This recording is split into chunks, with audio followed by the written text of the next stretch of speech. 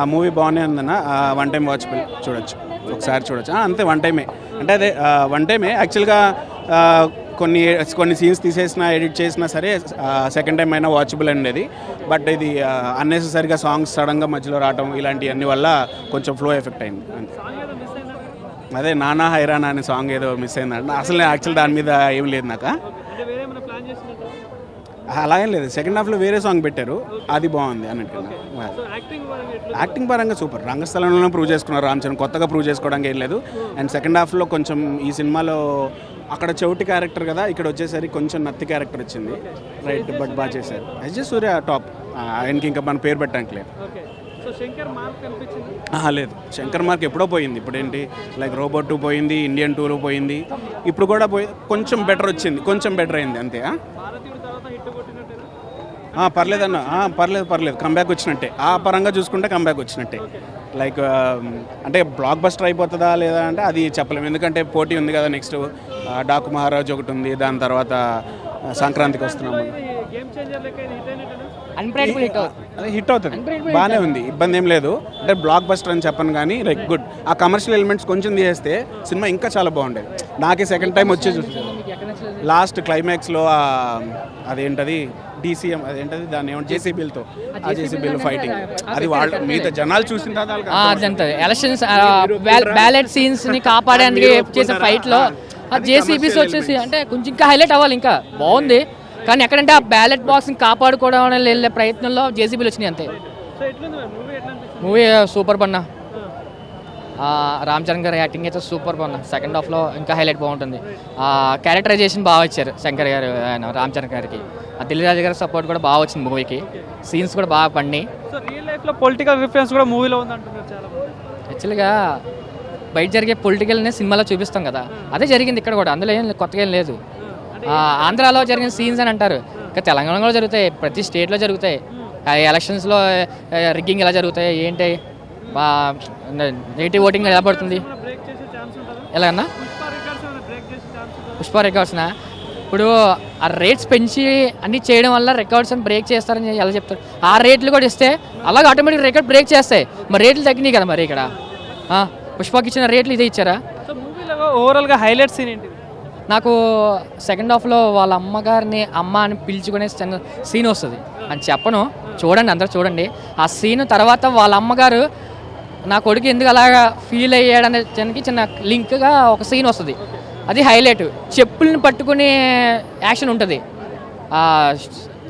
మన రామ్ చరణ్ గారు యాక్ట్ చేస్తారు. ఆ చెప్పులు పట్టుకునే సీన్ ఎమోషన్ సీన్, అదే సెకండ్ హాఫ్ బాగా హైలైట్, స్ట్రాంగ్ అవ్వని నేను అనుకుంటున్నాను. మూవీ అయితే చాలా బాగుంది, శంకర్ గారికి మంచి కంబ్యాక్ ఇది.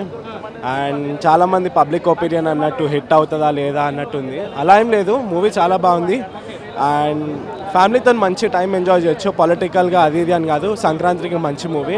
అండ్ అంజలి గారిది మంచి మదర్ సెంటిమెంట్ అండ్ పాత ఫ్లాష్ బ్యాక్లో రామ్ చరణ్ కానీ క్యారెక్టరైజేషన్ కానీ చాలా బాగుంది. మెయిన్లీ యాక్టింగ్ పరంగా చూస్తే నత్తిగా మాట్లాడి చేయడం చాలా ఎఫర్ట్ కావాలి, సో దానికి కమెండబుల్ ఎఫర్ట్ అది రామ్ చరణ్ గారికి. కలెక్టర్ గారి క్యారెక్టర్ నాకు చాలా నచ్చింది. ఒక సెల్ఫ్ సాటిస్ఫాక్షన్ ఉంది, లైక్ మన సోషల్ సెక్యూరిటీ వల్ల మనం చూస్తాం కదా ప్రాబ్లమ్స్ రెగ్యులర్గా, సో దానివల్ల మనకి ఎలా ఉంటుంది అంటే ఒక సాటిస్ఫాక్షన్ ఉంటుంది మనకు ఆ క్యారెక్టర్ చూసిన తర్వాత. పక్కా నో డౌట్, అసలు ఫర్ షూర్ హిట్ అయింది.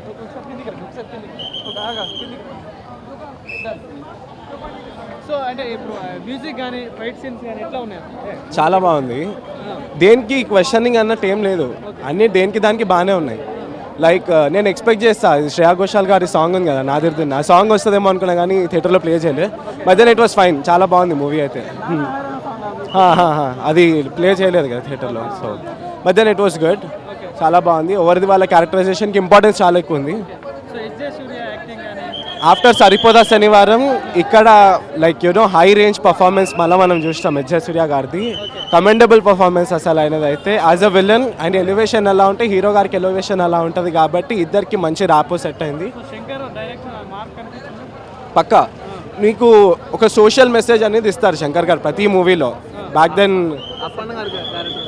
చాలా బాగుంది, లైక్ నో డౌట్, అసలు నేను చెప్తున్నా కదా ప్రతిదానికి. అంటే మూవీస్ అనగానే కొంచెం ఇల్లాజికల్గా ఉంటుంది అక్కడక్కడ. మనం ఆ లాజిక్ని పట్టుకొని చూడొద్దు మూవీస్ని, అప్పుడే ఎంజాయ్ చేస్తాం మూవీని. పొలిటికల్ రిఫరెన్స్ అన్నట్టు ఏం లేదు, జస్ట్ ప్లేన్ మైండ్తో వెళ్ళండి, చూడండి, మూవీని ఎంజాయ్ చేయండి, దట్స్ ఇట్. అంటే నేను ఇక కమెంట్ చేయలేను, అన్ని క్యారెక్టర్స్ నాకు నచ్చినాయి. Rating I would say 4.5 out of 5. 5/5 అని కూడా నేను డైరెక్ట్గా అనలేను. I can't reveal that thing.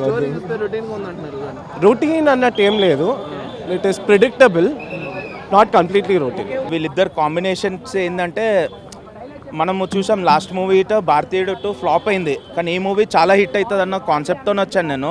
ఈ మూవీ స్టోరీ 4 years బ్యాకే రాశాడంట, అట్లనే బ్యాక్ స్టోరీ లాగా ఉంది. ఏంటంటే కరెంట్ మార్కెట్లో లేదు ఇప్పుడు ఆ స్టోరీ. చెప్పాలంటే కరప్షన్ అదే స్టోరీ అదే లెంత్లో వెళ్తున్నాడు.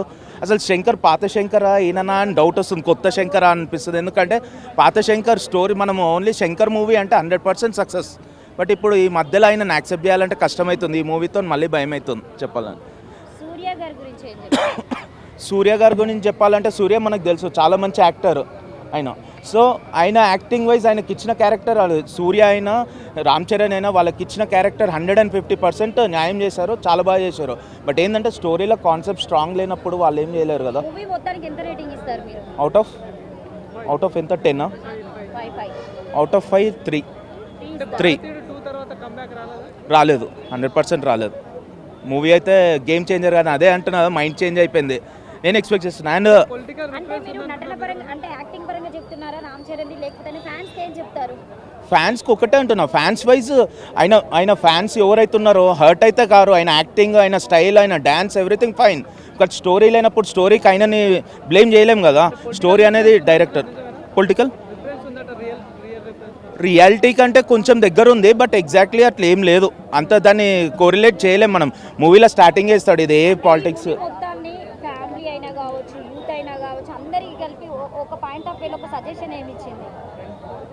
అందరూ కలిసి చూడొచ్చు, బట్ ఏంటంటే 1 time వాచ్ మూవీ అందరు, కానీ 100% బోరింగ్ అవుతారు ఫుల్ మూవీ. ఈసారి లాసే, పక్క లాస్ ఈసారి 100%.